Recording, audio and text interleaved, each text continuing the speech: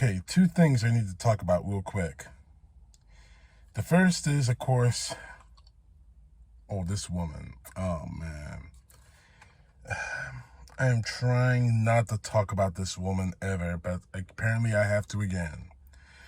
Marjorie Taylor Greene. Oh, this bitch. This woman. Oh, God. Oh, my God. What is with this woman? She goes off on the national television saying that large hospital rooms, hospital waiting times, they don't mean anything. We're all going to die anyway. This is what she said. Take a look. But I've talked to local hospitals here in my district and here in my state. Yes, the waiting rooms get full, but guess what? The waiting rooms are full of all kinds of things, not just COVID, some, car accidents, trauma, other illnesses, cancer, and so forth. But they're seeing about 30% of those numbers being COVID cases. So while the news tries to tell us the hospitals are slam packed with COVID, that's just not the case. Everyone needs to get back down to common sense and remember that, we're human. We can't live forever. We are going to catch all kinds of diseases and illnesses and other viruses, and we get hurt sometimes. So that's your attitude. We can't live forever, so give up. That's your attitude. So not only are you telling people not to get vaccinated against COVID-19, but you're telling people that screw it, doesn't matter. No wonder the reason people are dying is because they're not getting vaccinated. And the reason why people are not getting vaccinated is because of people like you, Greene. A, you're a moron. B, you're a monster. C, your ass needs to be thrown out of Congress. But you're not, so add to the list. Just add to the list, you sick bitch. Add to the list. But I'm just going to tell you all right now. Get vaccinated. The vaccines, they work. If you need to ask questions about the vaccines, ask a doctor. Not Marjorie Taylor Greene, not anyone in the Trump camp, not anyone at Fox News. Ask a doctor, and they will give you the facts. And as for you, Greene, I try not to wish ill on anyone, but you need to get some help. Otherwise, you need to be committed. You need to go into a mental hospital, because what the hell is wrong with you? Why would you say something like that? It doesn't matter, we're all going to die anyway. Would you really say that to a person who's probably dying of COVID or of cancer or of someone who was in a fatal car accident? Would you really say that, Greene? Frankly, you just did. I think the inhumanity of what the Republican Party and the Trump supporters are doing right now with this virus, it just shows to me how unholy these people really are.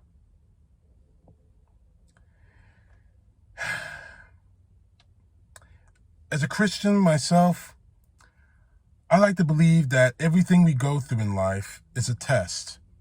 And it's a basic test of one belief that's not about us.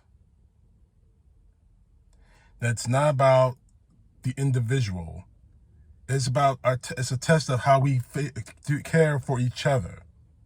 It doesn't even have to be our closest relatives. It can be our friends, our coworkers, or a stranger on the street. When a stranger asks you, who's probably been starving, can't get a couple of dollars, what would you do? Ignore him or give him a couple of dollars? I like to believe that this is a test. And frankly, Marjorie Taylor Greene, Republican Party, Trumpers who refuse to get the vaccine or simply wear a mask. You assholes, every single one of you, and I say this from my mouth to God's ears, you have failed that test. Shame on all of you, and may God forgive you when the time comes. And he'll be merciful. I won't be. Now, what I really want to talk about, honestly, is I read this article I reread this article not too long ago. It was from 2017 by a woman named Asha Rangappa, who's a professor of national security science in universities all across the country, and who was a counterintelligence agent for the FBI. Now, she wrote an article saying that she was appalled, shocked and shaken that Donald Trump did not take the hacking by Russia seriously in 2017. Now, I'm reading this article. Actually, I'm paraphrasing this article, updating it to what's happening now after January 6th. After the January 6th insurrection, no, I'm going to just stop calling it an insurrection. You can call it an insurrection if you want. I'm not going to play word games with you. You call it an insurrection all you want, but I'm calling it what it is. A terrorist attack on this country. Now, as I said, I'm going to try to paraphrase this article, only the major parts, and you'll understand why I'm talking about this. Now, in the article, she goes on about what happened during the Russian hacking of our country that may or may not have helped Donald Trump become president. But the Donald Trump supporters don't want to talk about it. She did.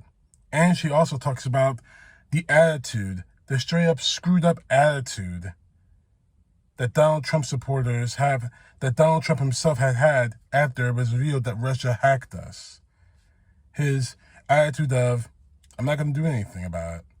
And that was the attitude he had, and here we are. Anyway, paraphrasing from her article, the January 6th case is different because this operation didn't only try to destroy our Constitution for Trump's benefit. Instead, the Trumpers and Trump himself essentially attempted to break the system by hacking political parties, computer and email systems. Oh. Didn't you do something like that, Mike Lindell? Is that where you got your information from? More on that in another video, whatever. Anyway, moving on, he says, flooding the media with disinformation. Ooh, Fox News, one of the American news. You guys are doing that perfectly. Again, more on that later. And sowing political chaos in the voting process, which is the bedrock of our democracy. Again, Money Mike Lindell. Does that sound familiar to you, Money Mike? The American public saw how far Trumpers were willing to go to take our freedom of choice that was potentially being stolen for one man's interest. For any president or member of Congress or Senate to ignore that situation is shocking. Congress and the Senate need to be incredulous at the Republicans' cavalier attitude. Sweet dreams, but we already know that's not going to happen, considering how it all went down. Now, I need you to listen to this next paragraph because it's very foretelling about what happened on January 6th. To understand their perspective, consider this happening in the context of what we normally think as a national security threat. Imagine that months after the presidential election, the loser, that's you, Donald Trump, the loser publicly invited the Islamic State to attack the United States Capitol. And then imagine that attack happened, resulting in the worst terror attack in American history. Now, further imagine that the former president not only had no interest in learning about who caused the attack or bringing him to justice, but in fact was one of the people who pushed for the attack in the first place, along with other members of Congress and the Senate who are Republican, and even tried to call the Islamic State political prisoners. One day I'm going to get back to that, but we all know who's saying that. And then offered them political and diplomatic concessions. Finally, imagine that there may be evidence that the president's allies or other American citizens in the media or elsewhere were actively or passively involved in facilitating such an attack. I just described almost every Republican in the Congress and Senate.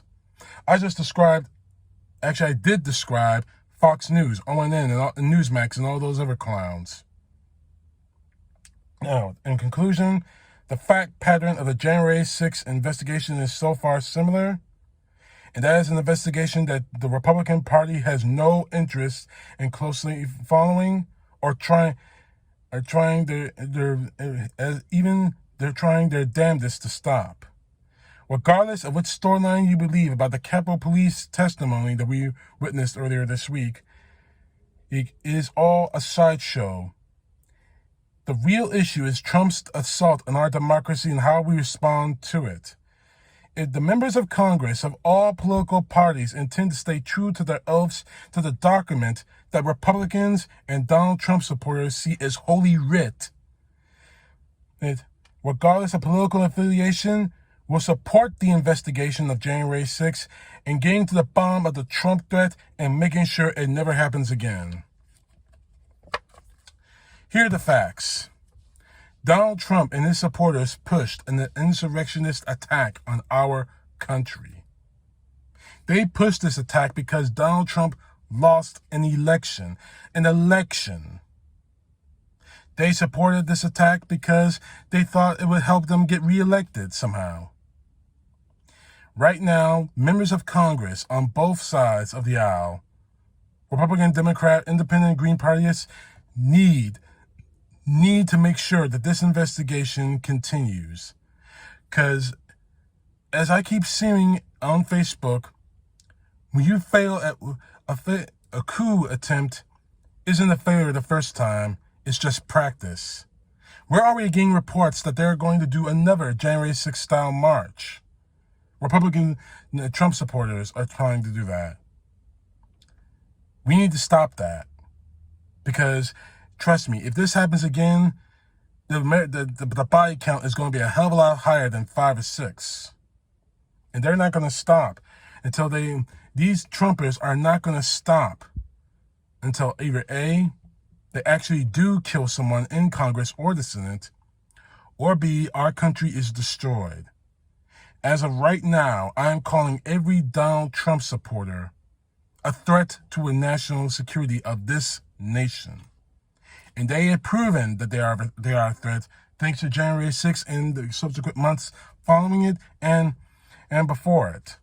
They've shown how far these people are willing to go. Send a message that this will not be tolerated.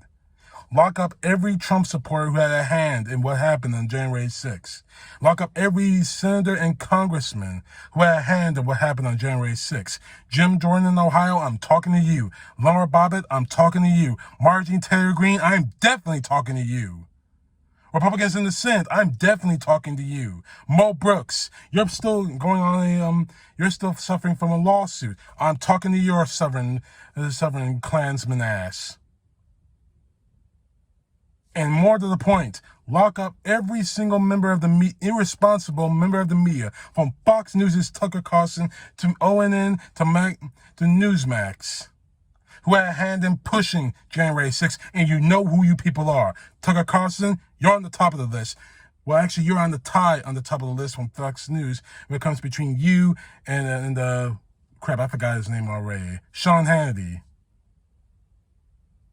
Judge Jeanine Pirro needs to get into a women's prison for what she did. Every single person who had a hand in January 6th needs to be arrested. From the lowliest MAGA flag, MAGA hat wearing bastard, all the way up to Donald Trump himself. The man who pushed it, the man who prodded it, the man who let it happen.